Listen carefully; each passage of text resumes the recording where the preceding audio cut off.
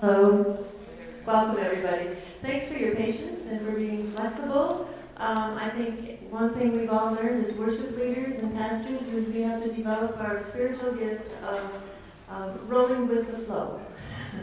So today seems to be a good day to practice that. Thank you all for coming. We'll start at 11:30. We're going to go till whenever we go, till whenever maybe an hour and a half, maybe not quite that long, I know. And then lunch will be at 1 o'clock. But my name's Diane. I'm happy to welcome all of you here today. And I'm going to introduce this wonderful group behind us so that we can get started. This is session B4, in case you were wondering if you're in the right place. It's singing the Psalms as a spiritual practice for resilience. Celtic psalms have performed, recorded, and created music together for the past decade. They are comprised of Kiran Young Wimberly and McGrath family. Behind me, burning for a treat this morning. Together they have formed Celtic Pilgrims, a nonprofit dedicated to sharing their music and other music in the same genre that blends sacred and traditional styles with communities. Their mission is to foster connection across divides, forge relationships, find common ground, and promote social healing and well-being. In this workshop, the McGrath family and Kiran Young Wimberly will discuss how spiritual practices, particularly singing the Psalms, can build resilience in our lives. In a retreat-like experience, interwoven with psalms set to Celtic music, we will sing together as we reflect on what brings us joy, strength, and hope, so that we can flourish in the face of daily challenges. Let's welcome them. We'll try again.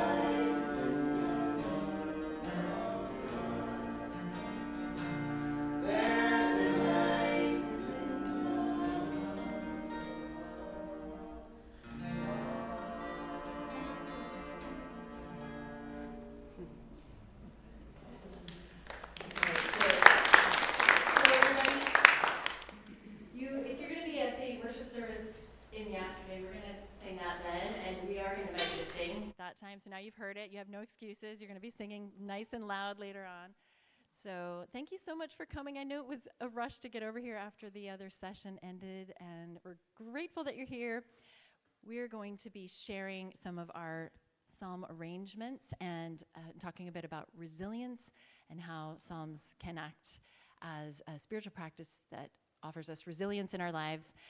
And so as I tell about that, I'm going to share some stories about kind of how we came together as a group and what we've learned through doing psalms now for 10 years. I kept saying 10 years, and I would always say it's been a decade, but now it's 14 years, so I think I need to start changing. It's almost a decade and a half.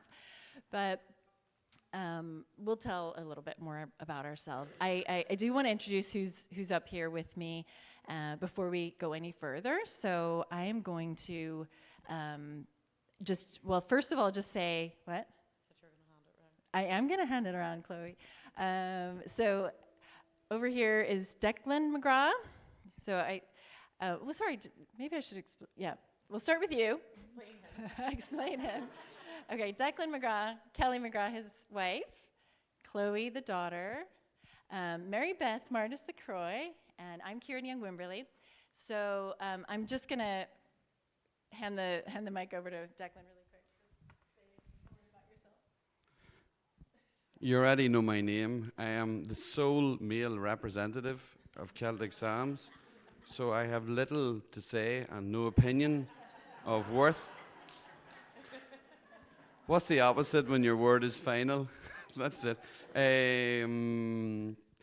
Thank you I'm from north of Ireland. It's a pleasure to be here. We've had a wonderful time. That's all. Thank you. Hi, I'm Mary Beth. I'm a pastor. I'm so sorry I don't have an Irish accent. Ugh. So everyone's very disappointed when I start talking. I'm from New Jersey. Sorry about that too.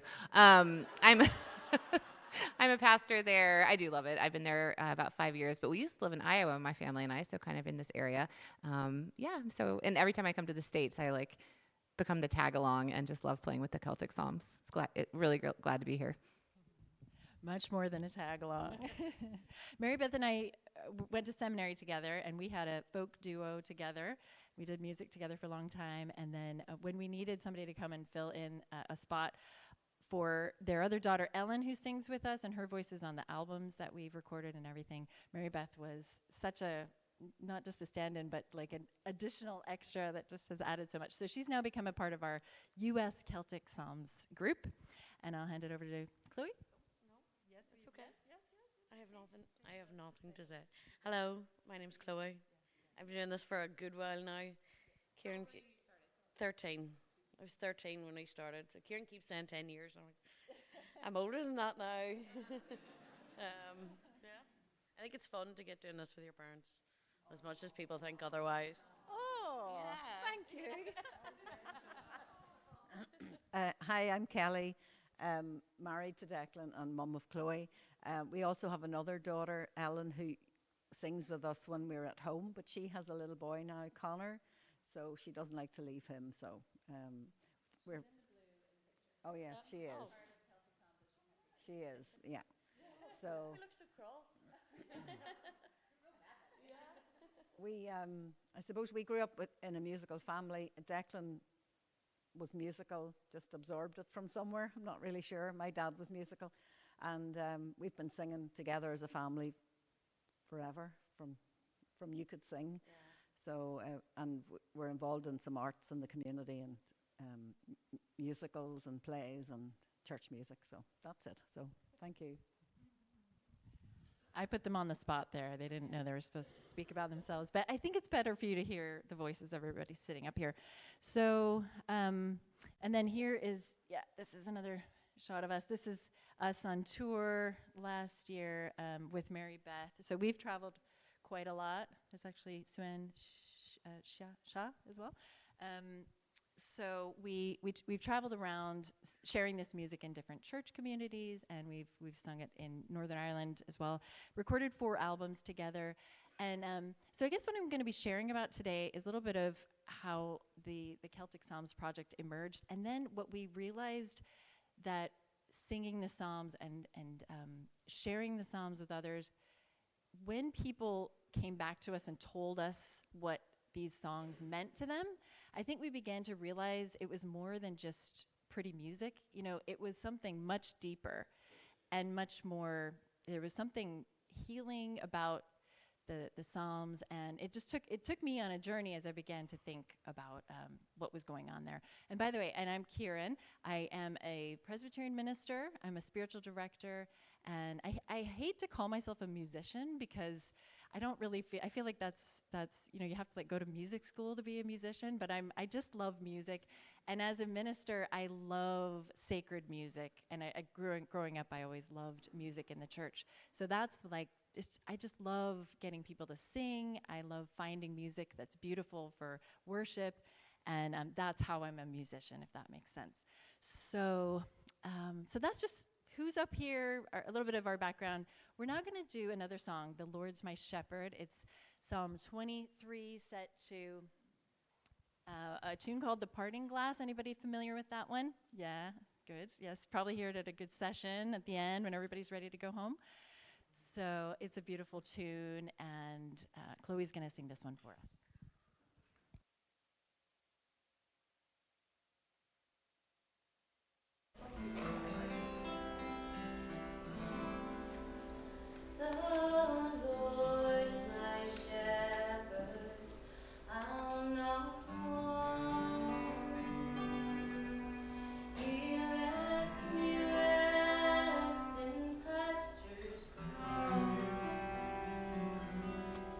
He leads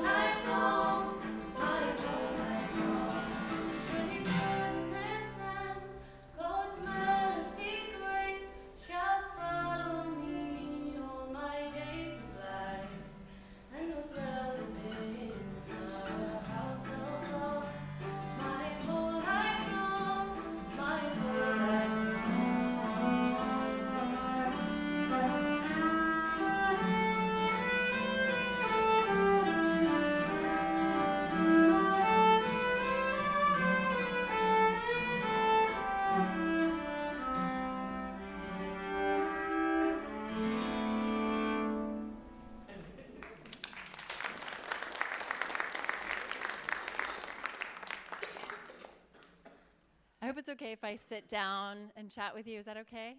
We'll stand and sing. So when I was around like 10 or 11 or something, I was getting into reading and just kind of realized that I could crack open the Bible that I had in my room, and I began to discover the Psalms. And so whenever I was upset, whenever I felt like I couldn't handle what was going on in my day, just kind of the emotions bubbling up, I would run upstairs and close my door and crawl into bed with my Bible, and I would crack it open and I would find a psalm that fit how I was feeling that day. And I was always amazed how it seemed like somebody a long, long time ago seemed to understand how I was feeling.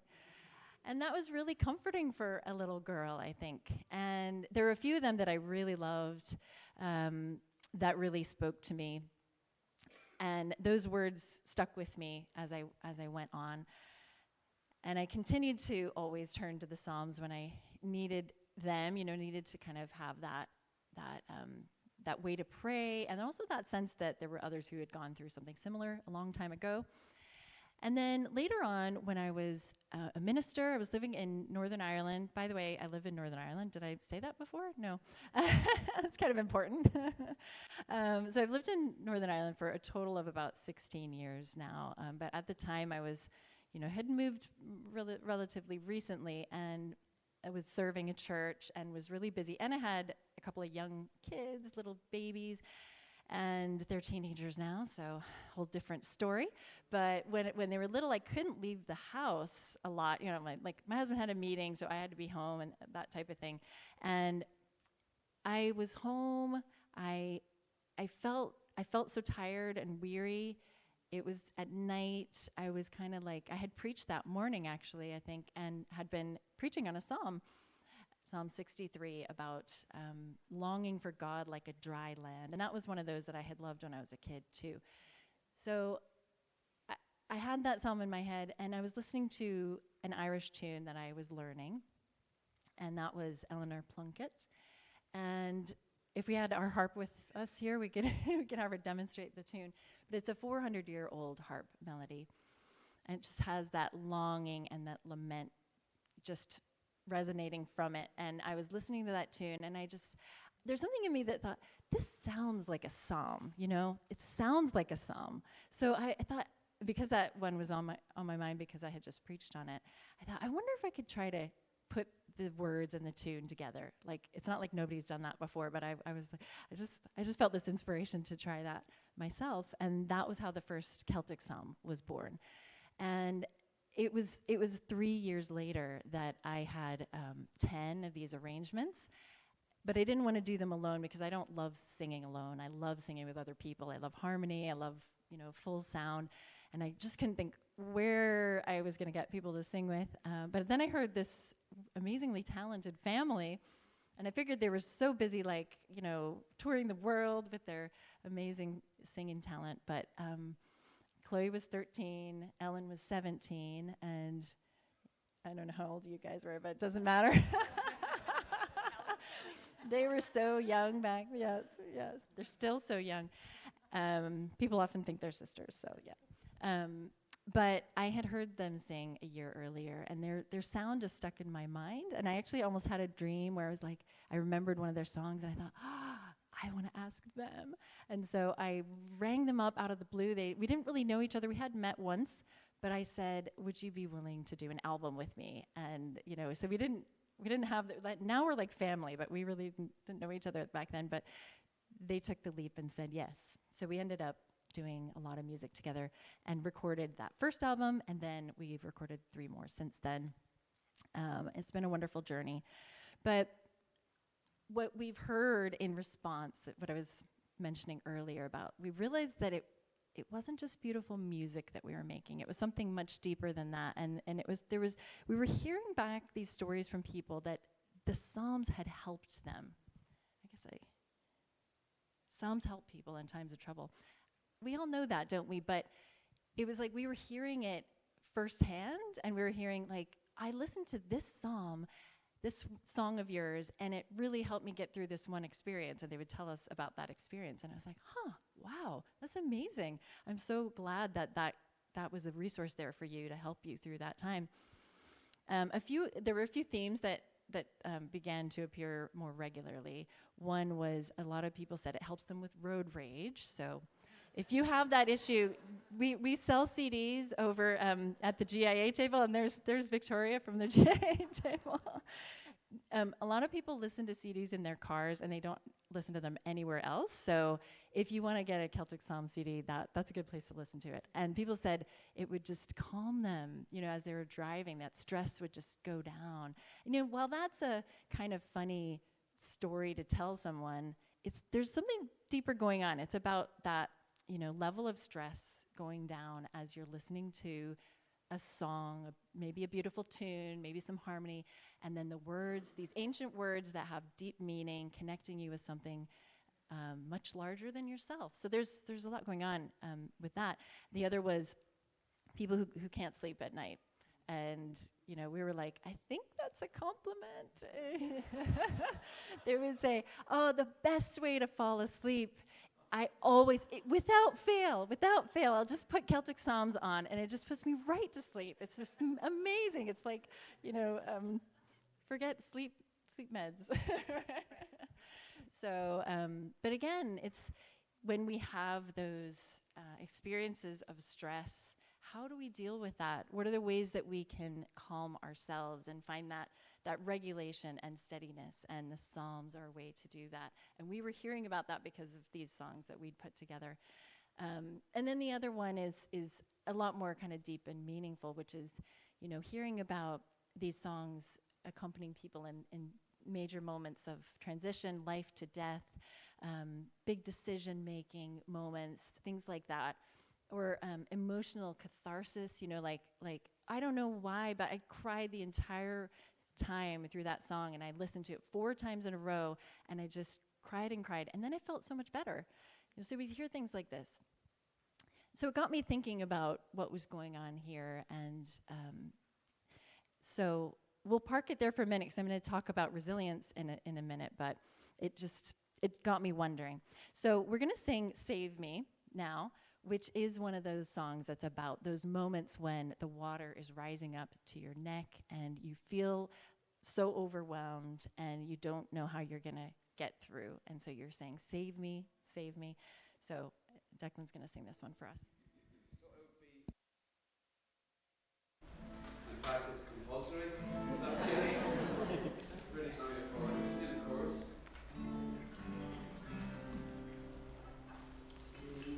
Oh God, for you are my hope. Save me, oh God, for you are my hope. Some of you aren't singing, so we're going to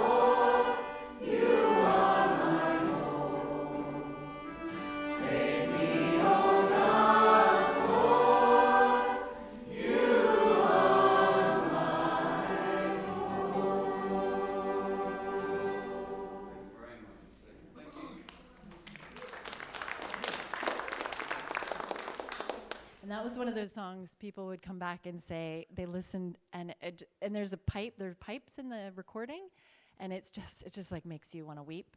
So, but then you feel better afterwards. So that's what they tell us. So I want to get you thinking a little bit about resilience. Let's think of, if you wouldn't mind telling me, what do you think of when you think of resilience? What's a way to define it? What are some words that come to mind or phrases? Flexible. Flexible, thank you. Bending, not breaking. Bending, not breaking. Excellent. What's that? Bouncing back. Bouncing back. Getting up again, yes. I heard something back there. Perseverance. Perseverance, yeah. Is there something from over here? Is it perseverant? Oh, slight variant, okay. Yes, anything from this side? Courage. Thank you. Bouncing back. Bouncing back, yeah. Remembrance.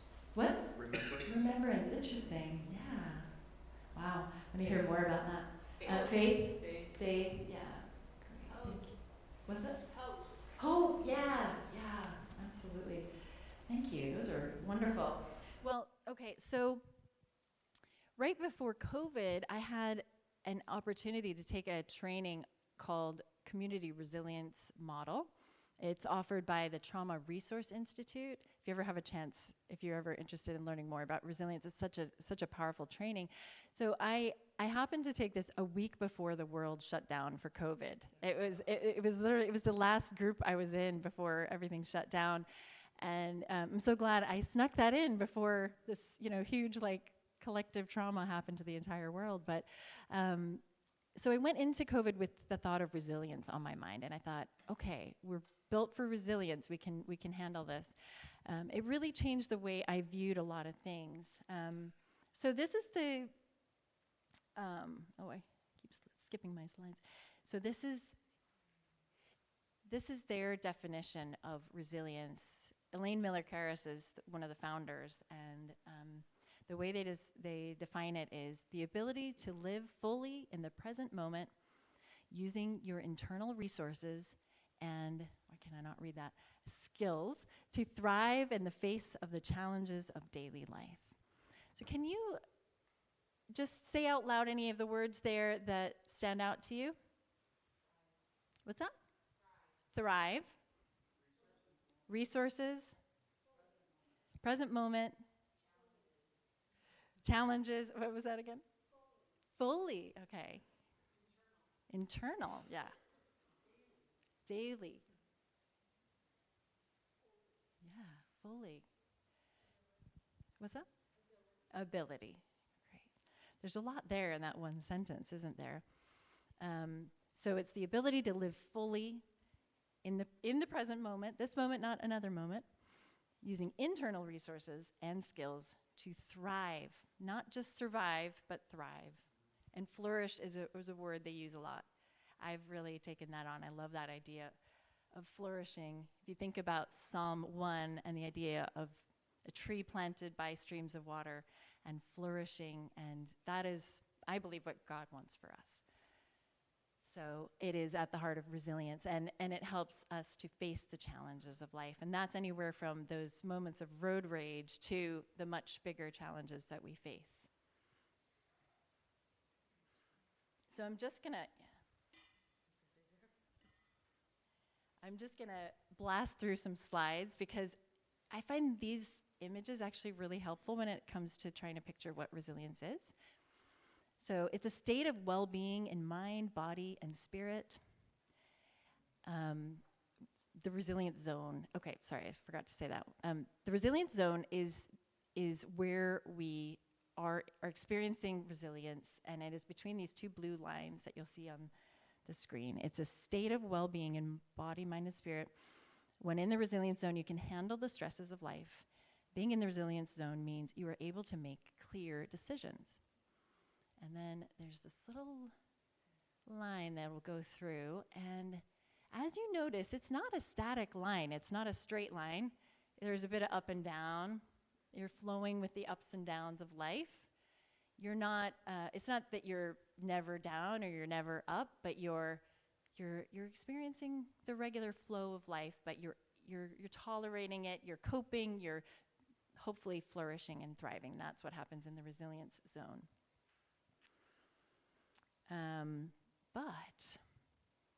All right, so there is the resilience zone. Then there are stressful events or triggers that come and interrupt that flow. And we bounce out of that resilience zone, and it gets a bit zigzaggy, and then you see those flat lines at the top and the bottom, and that's how they describe being stuck, when we get stuck in a way of being that is not in your resilience zone. And that's when things can get tough, because if you're stuck, you don't know how to get out. And that's when you need tools to turn to, and you need a way out. Sometimes we don't have that at our fingertips. When we're stuck in what we call the high zone, above the blue line, that's when we might feel edgy, irritable, manic, anxious, panicked, have angry outbursts, experience pain. When we go to the low zone, we experience depression, sadness, isolation, exhaustion, fatigue, numbness. So each of us is different and unique, but also what they've found, this program was developed by psychologists who put together what they had learned and wanted to make it accessible to people, so sort of simplified some of the essential tenets of what they learned. But they've taught it all over the world to different cultures and religious backgrounds and ways of life, everything, and it resonates with people like, all over the world. This is kind of how we all operate. But you may think, oh, well, I resonate with this part of it, or I resonate with that part of it. But it's a really interesting framework that helps us to understand how we respond to stress, and it's felt the world round. But another point that we learned in the resilience training is that we can deepen our resilience zone. Now, I think this is probably the most helpful and hopeful thing about learning about resilience, is that we're not stuck in one way of being like, oh, I'm just not a resilient person. That's just not true. We all are resilient, but we need to find ways to access that resilience and, as they describe it, deepen the resilience zone. And the way we do that is through practices and skills and tools that help us to stay in that resilience zone and go up and down with life's, happenings, but not to be thrown off kilter, But it's also very normal for us to go up, go down, get stuck, whatever. But if we have the right resources in place, then it's less limiting, and we're able to recalibrate a lot better and regulate ourselves. So one thing I want to ask you to reflect on today is, what are some of those resources that you have? And I know that the Psalms are a real resource for people. They might be for you. You might love reading the Psalms. You might love singing them. You might know your own versions. You might be psalm writers yourself. There are a lot of other spiritual practices out there, but I guess today I'm focusing on the Psalms and singing the Psalms and music-oriented Psalms. But there's so many different ways that we can regulate ourselves through spiritual practices. And then I just want to say a tiny word about the biological background to this, which is that we have autonomic nervous systems. Now, apologies, this is so basic, but if any of you's like scientific out there, it's going to be very basic, but it helps us to understand how our bodies operate. When we experience stress, we have the sympathetic and we have the parasympathetic responses. The sympathetic is when we're getting ready for action and we respond, our bodies just respond quickly, and our heart rate goes up, our breathing goes up, our pupils dilate, we sweat, we have stress hormones, and our digestion goes down, etc. And then the other part of our autonomic nervous system response is the parasympathetic, and that's what calms us down. And it brings us, in a sense, back into that resilience zone naturally. But sometimes we need to give our bodies a little bit of help. And that's when we have these internal resources, external resources too sometimes, that can help us to regulate ourselves. And basically we're tricking our bodies into thinking that that it should go into that parasympathetic response. And then we have 3 parts of the brain. There's the survival brain that goes into fight, flight, freeze, or fawn. And there is, there's the, what just happened? What just happened? Okay. Right, brainstem, survival brain. And that's what kicks in right away. We don't have any control over that. And then the limbic area is the emotional brain. And this is, it's like a barking dog. And if there's a sense of threat or stress, it will bark and sound the alarms. And then often it will give control to the brainstem. And it'll just say, you need to do fight, flight, freeze, go to it, you know. But what we can do through resources like the Psalms is we can soothe the barking dog, and we can say, it's okay, there's no threat here. And then it will give control back to the cortex, which is our thinking brain. So there's a guy named Dan Siegel who came up with a brain image thing where it's like your hand and your thumb is the barking dog and your fingers are the wise old owl. So when the barking dog sounds the alarm, then the wise old owl flies away. And then when the barking dog is soothed, then the wise old owl comes back, and you have your wisdom and your decision making and your cognitive skills back. So if that helps you to understand the, in a very, very basic way, the brain science behind resilience, what we're trying to do is soothe the barking dog and bring the wise old owl back so that we can operate in the best possible way and, again, flourish and make good decisions. And so Wings of a Dove is the next song we're going to do. Chloe's going to sing that for us. As we sing this, this is about longing for that place where we can feel safe and at rest. So just think about that for yourselves, how what I just explained, what resonates with you, or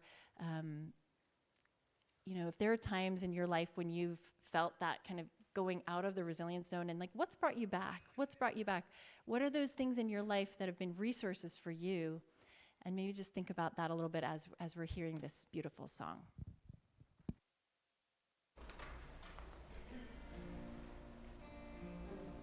The dry air doesn't do my throat well. Bear with.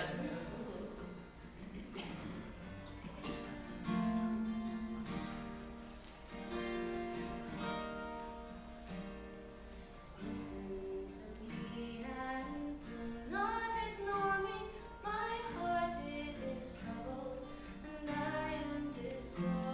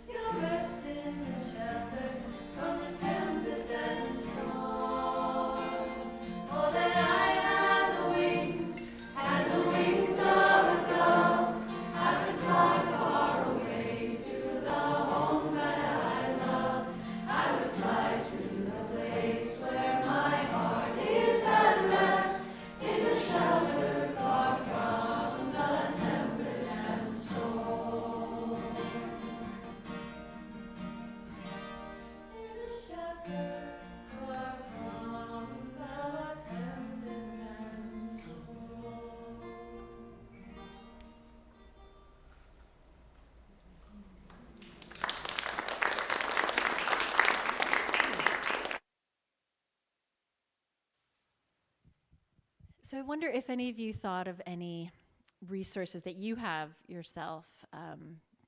I want to invite you to turn to your neighbor and just maybe have a moment to chat about what are some resources that you turn to help yourself to stay within that resilience zone, whether it's Psalms or something totally different, going for a walk in nature or reading a book or whatever comes to your mind. So sorry if you thought you were just going to listen to me talk the whole time, but I want to get you thinking about this. I also want you to, just see who's next to you. Maybe find somebody you don't know. If you came with a partner, go and try to find something else. We'll just take 5 minutes for this, and anything about resilience. Right, we're gonna break up the conversation with a little song here.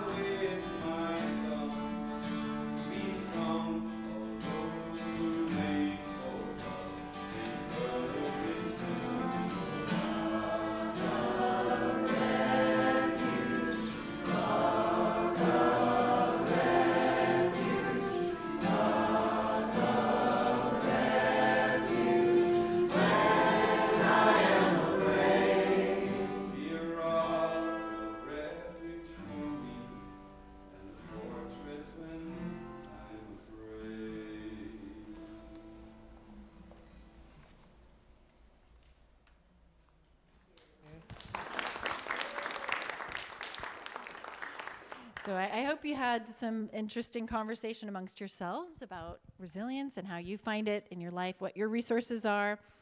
And I just wanted to highlight a few things I have kind of come to realize make the Psalms such a good resource for people. It's the poetic words, it's the emotional connection, the deeper emotional connection, the connection to a broader spirituality, something beyond yourself, God's presence with you and with others throughout the world. But I think the most meaningful thing that we've heard and that I've learned about the Psalms is that their honesty is their greatest gift. And lament, the ability to lament, is part of that honesty.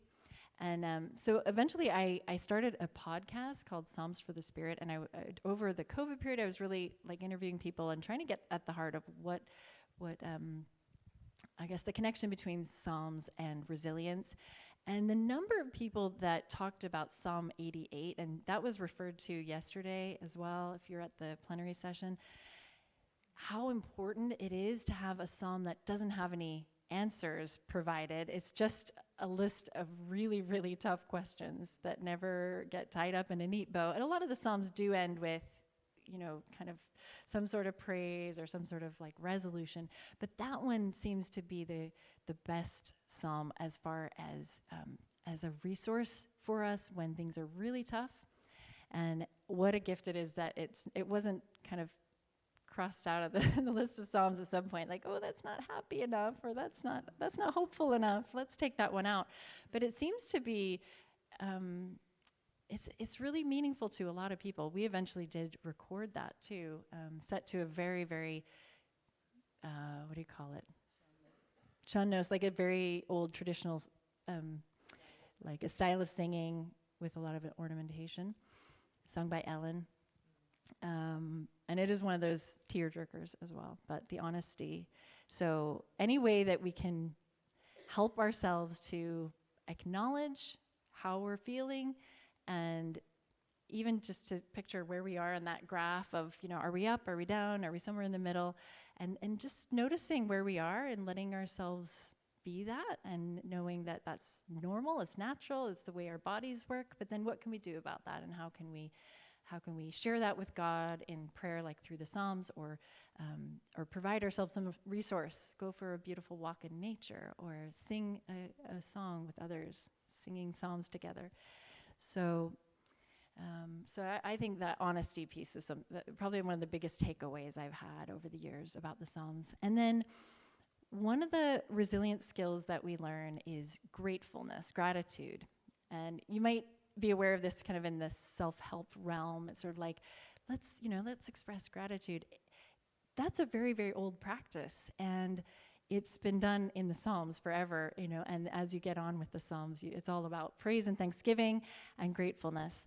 So if we think about that as a resilience skill, one of the things that I appreciated about that training that I did was they ask a question: what else is true? So right now, we might look at the world and realize there's a lot that's not right, and there's a lot that is concerning our hearts and our minds and our spirits. And while that is true, we also ask ourselves the question, what else is true? And that question has been really important to a lot of the people who have taken this resilience training all over the world, conflict zones, natural disasters, extreme traumas of different kinds. And they latch onto that question because there is always something.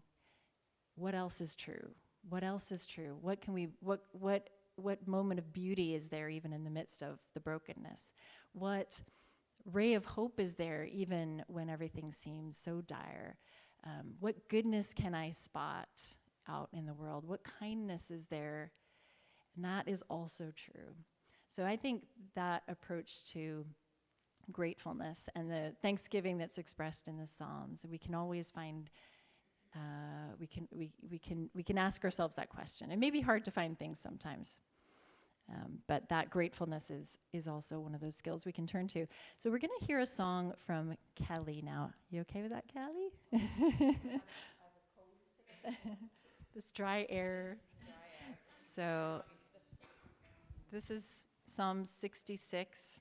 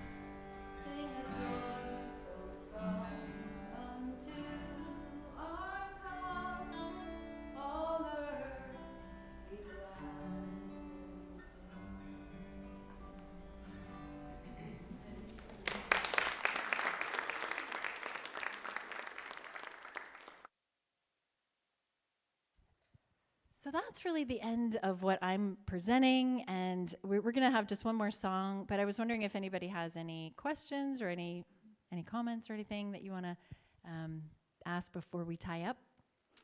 Yeah? When you're singing in Northern Ireland, are you singing in English? Yes. Oh, well, we should also do our Canadian. We'll sing you an Irish song before we go. Yes. Yes. Yes. How do these songs come to be? Does one person write them, or do you all do it together? Well, I'm the songwriter, and so I take a psalm and a tune that kind of either I think is evocative in the same way that the psalm is, sort of expresses a similar type of emotion, and then I sit and I kind of fit the words to the tunes. So that's kind of my labor of love is I sit there by myself and kind of come up with the basic arrangement with my basic guitar skills and basic singing skills, and then well, what happened originally when I brought the first album to the McGraths, I recorded those and sort of basic MP3 of those 10 songs initially, and I sent them over and they listened to them, and then we got together and we practiced, and then that's when it really started to come to life, because that we all sit and kind of like hash it out, get our harmonies. Sometimes I have an idea of the harmonies I want and where to come in and stuff, but we work on it together. It's a very organic process, isn't it? We sit around their kitchen table, and they used to own a pub, and that was the best. We would just go in. We would go into the McGrath's pub in Dungannon, and we had a little table in the back, and I miss those days. But they sold the pub, so no, can't do that anymore. And then the third step of the process is that we work with a producer who helps us to record, and that is when it gets like a lot more polished, and he goes, oh no, you definitely need a bridge there, break up the song, add a little bit here. He invites his amazing list of musicians that are like world famous, and he says, will you come and do this for my friends? And they're like 5 minutes later, yeah, sure. And so that's how we have such amazing musicians on our recorded albums. And so that's kind of how the process has gone, yeah. How does creating, singing, coming up with all these songs, how does it feed your soul and strengthen your faith as people who are, people of faith? Yeah. What is that for like all of you to be a all part of you, yeah. Okay. So Declan and Chloe, we're in the Catholic faith. And where we are, I suppose it's more, our service is more structured. The psalm is sandwiched in between the first and second reading, and sometimes it gets overlooked and maybe not a lot of emphasis put on the psalm.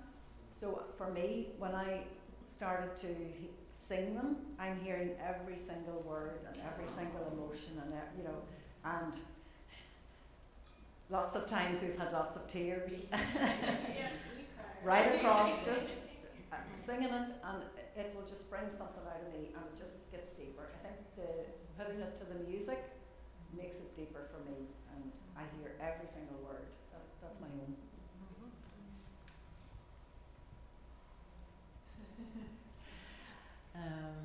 Yeah, I mean, for me, it's been a big part of my spiritual practice is, really sitting with the songs, and then now I call them back to memory so much better. That's the other thing about music and the combination of music and the words of the songs is that you can remember them, and then when you are stuck, you can actually remember a song a lot more easily than you can remember other things. So, and I don't know if anybody was at the worship service last night. We sang a song in the middle called From Dust, and it was Chloe led that one, and that one came during the summer of COVID when everything was falling apart in the world, and I just sat with that song and I just cried my eyes out, and but what came out of it was this song, and it was kind of a turning point for me. I think I was able to see things in a different light after working with that. Anybody else? Did you have something? Yeah, it's kind of a technical question. So, since you're using traditional tunes, how does the crediting or copyrighting of that work? Yes, it's very fun stuff. Research into the tune origins, and that's something I do and like ask around, and you know the way. You want to say something about tunes?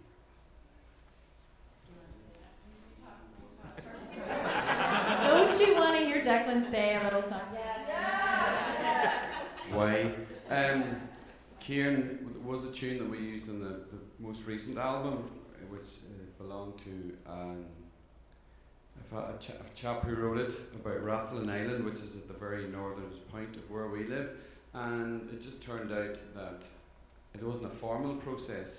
The fellow had passed away, and Kieran was able to get in touch with his daughter, just asked permission, could we use it? And generally people are generous with the tunes and they want them to be heard rather than forgotten about or protected. But a lot of the tunes, especially with Irish music, as we spoke earlier, it's not overly structured. It's much by ear, it's by feel. You will find that some song, there'll be 5 songs to the same tune, or the tunes will have different names and different reads and slightly different interpretations. I suppose the same as language, but because of the history of etc., and I'm not going to go into the whole 800 years of history, I think we've only 2 minutes left, everything Irish language music was pushed underground, so it was transcended orally. So there's not a lot of written stuff. We're only getting caught up with that now. And generally, if you go and if you go do a bit of research in the tunes, you'll just see traditional air that no one really knows who wrote it. And one more wee layer on the cake is a lot of tunes have left Ireland, gone to America, got better, and come back again. So that adds, an extra layer of confusion. There's a very well used, I think, have you heard of Paul Brady? There's a song called The Lakes of Pontchartrain. It's sang a lot in Ireland, but there's no Lake of Pontchartrain in Ireland, but we would sort of consider. So it is a very much like anything, it's a melting pot, especially with any folk music, I suppose. Is that true? Yeah, thank you. Sounds good. Yeah, it's a long process, but yeah, I mean, there are like 2 tunes I think I've used that, like that one and another one that are written by a contemporary person who is, immersed in traditional music and kind of had that flavor to it. But everything else is traditional, it's public domain, so yeah. Did I hear or see a hand? Are you guys auditioning any percussionists? Oh, do you play Bora? Do you play Bora? Not really. Oh, well, you can pick it up, I'm sure.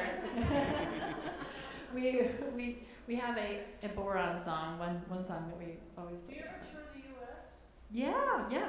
Well, we, about once a year, I think we'd say, we did skip the COVID years because that was hard to travel, but we did a St. Patrick's tour last year that was really fun. We went from New Jersey to Iowa, and we were like at one church every night, and that was great. That was a wonderful thing.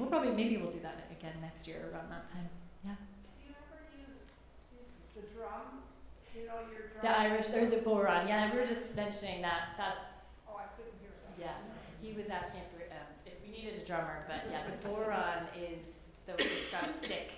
Kelly played a little bit. Yeah, but it doesn't, it was too big for us to take previous tours with guitars and all the year, but, and it doesn't travel well because it's a bit of a skin and dry air. And so we did with Terry last night, Terry, what's his name?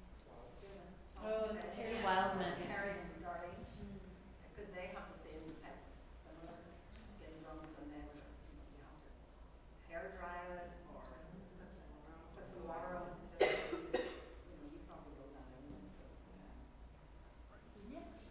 Do you ever do, I was just thinking, do you ever do a cultural exchange is not the right word, but where you get together with a group or with a community that has a very different type of music and kind of share across? I was wondering, I would imagine that, just thinking, for example, if there's a Native American group or an indigenous group, I would imagine it would be such a That would be fascinating really conversation. fun. If you want to set that up for us, we'd be there. Yeah, Celtic Pilgrims or. Oh. You know, the reason why we say across community divide, I think that's the part. Well, yeah. Traditional music in Northern Ireland is seen to be a part of the Catholic community. It's passed down through the generations, and some Protestants have always done it, but it's not passed in families as much. It's not culturally done as much. So what we've done is kind of maybe encourage use of it in worship, and just say that, you know, it's for everybody. So there is a bit of like crossing over divides, and yeah, as we've tried to think of different types of concerts that we want to do, I have thought it would be really cool to combine with another genre that you know, could kind of highlight, you know, the gifts of each genre. So anyway, but yeah, we've seen a real shift since we started doing music about 14 years ago in people embracing traditional Irish music in worship and sacred music. Like, for example, we got invited to the Anglican World Bishops Conference or something. We can't remember what it's called, but it's in June, and the Archbishop of Armagh had heard us do music last year, and he was like, please come and do music at our opening and our closing. So we're going to be doing music for them. And that to us is like, wow, I feel like, you know, 15 years ago that wouldn't have been, you know, so something's shifting just in general in Northern Ireland. But yeah, so, but set up that arrangement for us. We would love that, like, you know, that would be amazing. Yeah. A little nervous to ask this question, but do you have music on Spotify? Yeah, but you know, the stuff's available for purchase on GIA. Yes, it is on Spotify. It's on all the free places. But also, you can buy books and CDs over. Right now, you're going to lunch. GIA did ask me to just make sure that you knew that the table is there and all our stuff is there. We've got books with all the scores, like all the harmonies and piano settings. Even though we don't play piano in our songs, it's all set to piano and guitar. We've got guitar editions. We've got C instrument editions. We have CDs, and but yeah, it's all on Spotify too. Choral, yeah, all the harmonies are there as well in the main book. Choral, piano, and C instruments. So, yeah. Any other final questions or comments? Yeah. Yeah. Hi, I'm a youth pastor, so I think about to share the Celtic Psalms to my students this coming Sunday. Oh. So what's going to be the significant point that I'll appeal to them? What's the significance of the Celtic Psalms? What's a significant point? For teens, yeah. For yeah.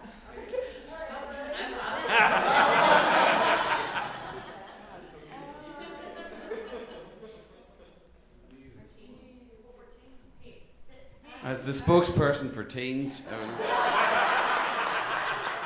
having survived raising teens, no, I think it's a soulful way of looking at the Psalms, a different way, more soulful. The Irish tradition, though, the language, the culture, the music is quite trendy. I know at home and in the UK as well, it's quite trendy with that age group too. I'm loud enough. That's all I have to say anyway.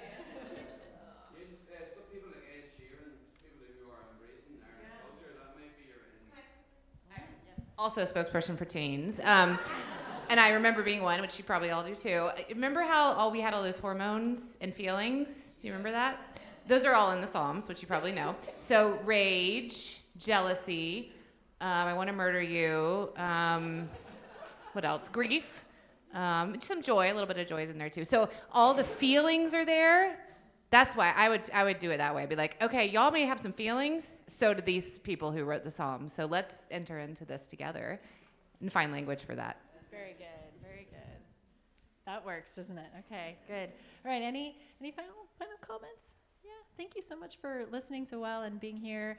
We're just going to close with a little Irish blessing, and if you need to go, feel free to. But we'll close with a blessing called Céad Míle Fáilte, and that means 100,000 welcomes in Irish to Jesus. Aisa is Jesus.